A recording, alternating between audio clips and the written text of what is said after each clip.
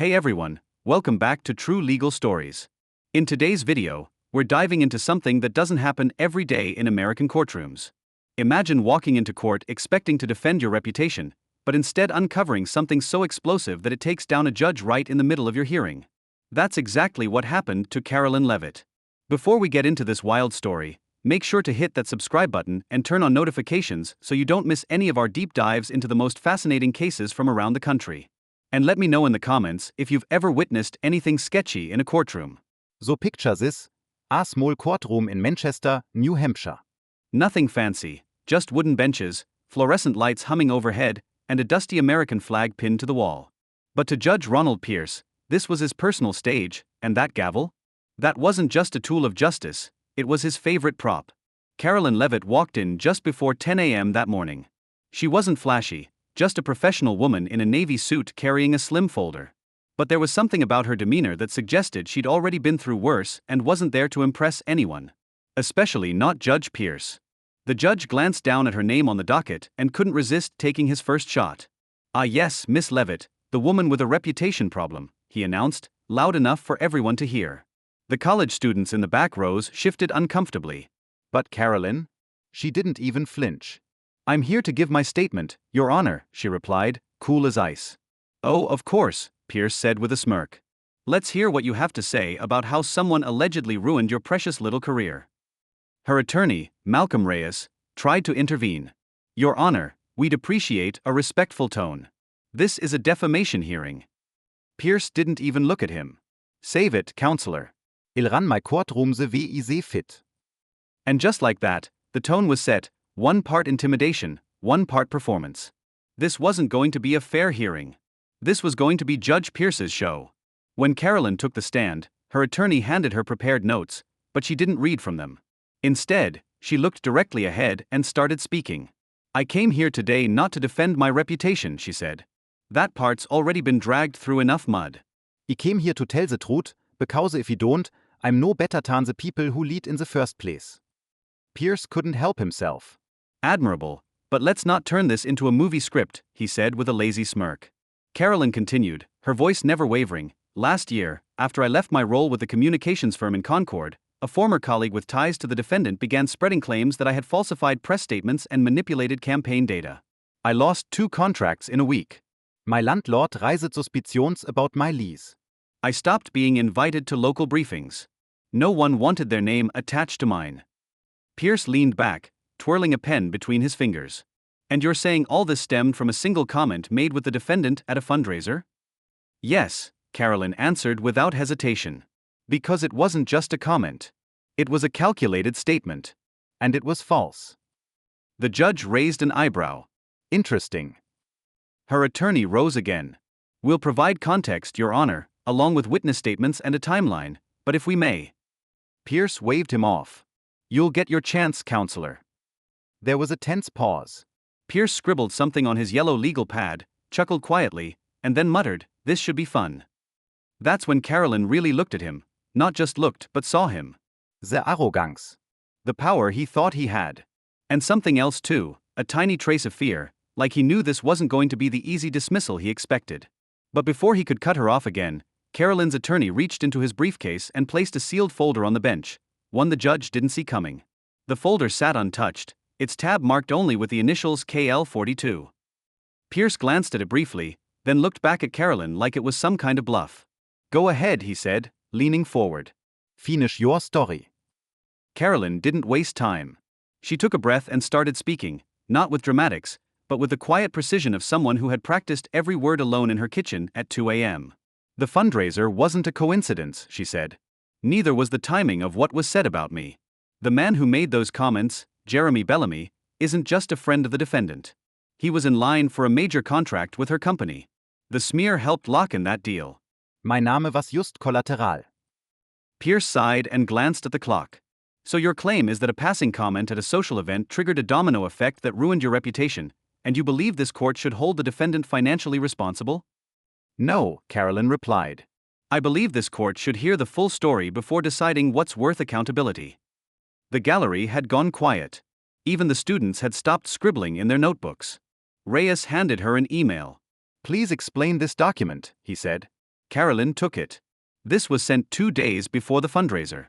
It's from Bellamy to the defendant, stating, "Once we move Karoline out of the picture, the board will be a lot more flexible." Pierce stopped flipping his pen. "You obtained this legally?"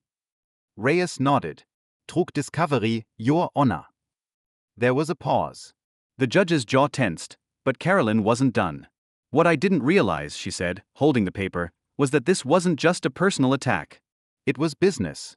I was in the way, and someone made sure to push me out." Judge Pierce rubbed his forehead. "Miss Leavitt, even if what you're saying holds merit, this court isn't designed to referee gossip." Karoline held his stare. "It's not gossip when there's a paper trail." For the first time, there was a flicker of discomfort behind the judge's smug exterior. Then came a soft knock on the courtroom door. A clerk entered quietly, handed a note to Pierce, and exited. He opened it, read it, folded it once, and set it aside. "Continue," he said, his voice flatter than before. Karoline pointed to the sealed folder still sitting on the bench. "That folder contains financial disclosures submitted by Judge Pierce during the previous fiscal year," she said. The room didn't breathe. Reyes cleared his throat. "Your Honor, we are submitting this as a formal exhibit. The contents pertain directly to the court's ability to remain impartial in this case." Judge Pierce's face changed slightly, subtly but enough. "I'm sorry, what exactly are you insinuating?" he asked, eyes narrowing. Karoline didn't raise her voice. "We're not insinuating anything, Your Honor. We're submitting evidence. The folder includes documentation linking you to a financial interest in the defendant's firm through a third-party equity group registered in Massachusetts. You signed the disclosure yourself 6 months ago." Nause sie längste Wassentension. It was disbelief. "I'd like to request a recess," Reyes said calmly, "so the court can consider whether a recusal is appropriate." Pierce stood up. He didn't pound the gavel. He didn't shout. He just stared at Karoline, then at the folder. "You ve made your point." He turned and walked out through the side door without another word. But no one in the room had any doubt, this wasn't over. It was just getting started. 10 minutes passed before the side door opened again, not with Pierce, but with a different face. Judge Andrea Teller, one of the county's senior alternates, walked in reading from a file. No robe, just a gray blazer and a look that said she didn't like surprises. She sat down and addressed the room. "Due to an administrative concern involving the presiding judge, I've been assigned to review the matter and determine whether further steps are necessary. All current proceedings are paused until I've reviewed the record and verified the facts presented." Reyes stood. "Thank you, Your Honor." "We're prepared to assist in any way necessary." Teller didn't nod or smile. She simply said, "I'm not here for pleasantries. I'm here to make sure nothing inappropriate has occurred under this court's authority." She flipped open the sealed folder. Her expression didn't change, but her pace slowed with each page she read. Karoline sat still, clutching her hands in her lap. Her voice had carried her through the fire, but now it was out of her hands. The judge read in silence for nearly 5 minutes, then she looked up. "Miss Leavitt, I want to confirm you obtained these records through public financial disclosures?" "Yes, Your Honor," Karoline answered. "They're archived through the New Hampshire Office of Judicial Conduct. I also cross-referenced them with public shareholder records from Massachusetts." Teller looked toward the court clerk. "Record that statement." Then she addressed the room. "I will be calling a recess while I contact the state's Commission on Judicial Conduct for immediate guidance. If what's in this folder is accurate, there is a non-trivial conflict of interest in this case." "You Kultfehlse erschifft." There wasn't outrage, just quiet acknowledgement that something real was happening. Something that most people never see in courtrooms like this. A judge being scrutinized not for bias, but for potentially sitting on a case where he had a personal financial stake. As people filed out for recess, a man in a denim jacket and horn-rimmed glasses approached Karoline.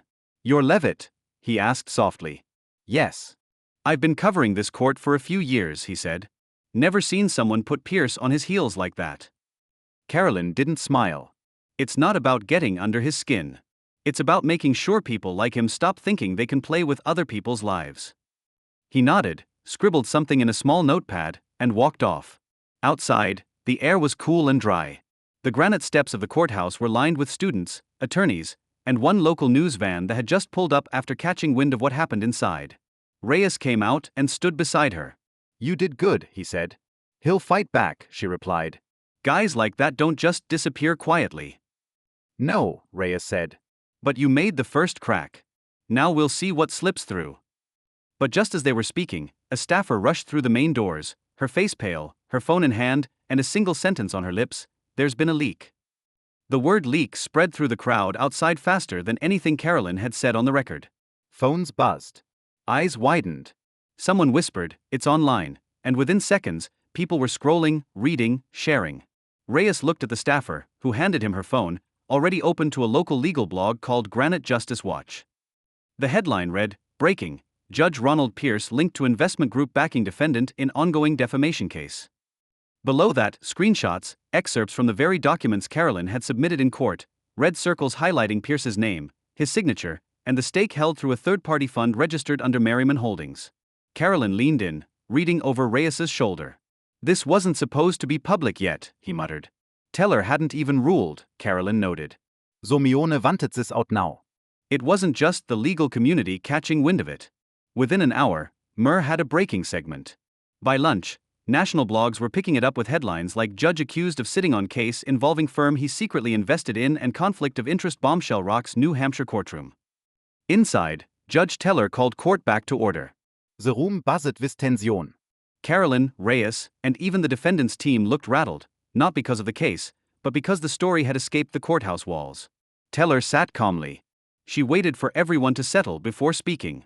"The court is aware that elements of this case, including documents submitted earlier today, have been leaked to the public. While that was not sanctioned, it does not change the material facts we are reviewing." She looked directly at the defense attorney, a polished woman named Elise Bram, who hadn't said much until now. "Ms. Bram," Teller said, "your client is aware of this investment relationship with Judge Pierce, correct?" Bram shifted uncomfortably. "We were not aware it was active, Your Honor. To our understanding, Merriman Holdings was a passive equity vehicle and not directly involved with the defense's operations." Teller didn't blink. "But your client was aware of the connection?" Elise hesitated, then spoke carefully. "We'll need time to confirm that fully." Karoline looked at Reyes, whose jaw was tight. "Your Honor," he said, "we request immediate recusal of Judge Pierce from any involvement with this case, retroactive or otherwise, and a full review of previous rulings he issued that may have been influenced." Teller nodded once. "It's already in motion." And just like that, everything changed. The arrogant laughter from earlier that morning was now a distant memory. The man who once mocked Karoline's career, who leaned back like he owned the bench, was nowhere in sight. Word had spread that Pierce had left the courthouse shortly after recess and hadn't returned. Unconfirmed reports said he'd been seen speaking with two men in suits in the courthouse parking garage. His office phone went straight to voicemail. Back inside the courtroom, Teller continued. "I've sent a formal notice to the Judicial Conduct Commission requesting emergency review. If the allegations are confirmed, Judge Pierce may be removed from the bench pending a full ethics investigation." Someone in the gallery gasped. Elise Bram sat down, clearly rattled. Her client, sitting behind her, whispered something into her ear. Elise turned red. Karoline leaned toward Reyes again. "You think he'll actually be removed?" "Depends," he said. "If this is the only conflict, maybe not. But if they dig and find more?" Karoline didn't say anything. She didn't need to. Her silence said it all. She didn't want revenge. She wanted change. But outside that courtroom, Pierce's name was already trending, and that kind of attention doesn't go away quietly. The next 48 hours felt like something out of a political drama, except this wasn't scripted, and the consequences were very real. By Tuesday morning, the Judicial Conduct Commission had released a preliminary statement confirming that Judge Pierce's disclosures would undergo a full review. The term they used, "potential breach of impartiality," was just a professional way of saying he might have crossed the line. Karoline sat at a coffee shop near Victory Park with Reyes, barely touching her drink. Her phone kept vibrating, reporters, friends, people she hadn't heard from in years, all asking the same thing: "Did you know it would blow up like this?" "No," she told Reyes. "I didn't think it would go this far. I wasn't trying to ruin the man's life." Reyes stirred his coffee. "He did that on his own." "You just showed people the light switch."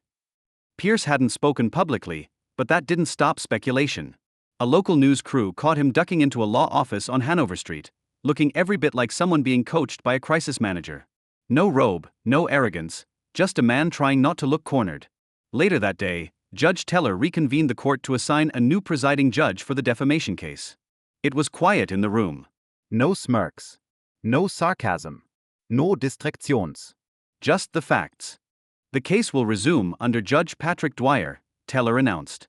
The court will also be issuing an order to preserve all prior communications and decisions made under Judge Pierce's supervision. By Friday afternoon, the Judicial Conduct Commission made it official. Judge Ronald Pierce was placed on indefinite administrative leave. The investigation into his ties to Merriman Holdings had widened to include other financial disclosures going back 3 years. No charges yet, but the scrutiny wasn't letting up. People started talking about him in the past tense. Karoline didn't celebrate. She didn't attend the press briefing outside the commission's building. She stayed at her office, writing a simple post on her professional page: "Truth matters. Even when it's inconvenient. Especially when it's inconvenient." Later that weekend, she met Reyes at the same coffee shop near Victory Park. "Do you regret it?" he asked her, stirring sugar into his mug. Karoline thought about it for a moment, then shook her head. No. "If I had kept my head down and let it pass, I'd still be working half hours, being polite, hoping no one Googled me. Now I get to look people in the eye again." Reyes nodded slowly. "Sometimes standing up doesn't change everything, but it changes you. And that's where it starts." They sat in silence for a minute, not needing to say more. Karoline smiled, not big, not proud, just real, because in the end, she hadn't just told the truth in court. She reminded people what it looks like when you refuse to be small. If this story meant something to you, hit that like button and share it. Share it because sometimes the biggest shift starts with the quietest voice. And if you haven't already, hit that subscribe button. We've got more real stories to tell. Thanks for watching, and I'll see you in the next video.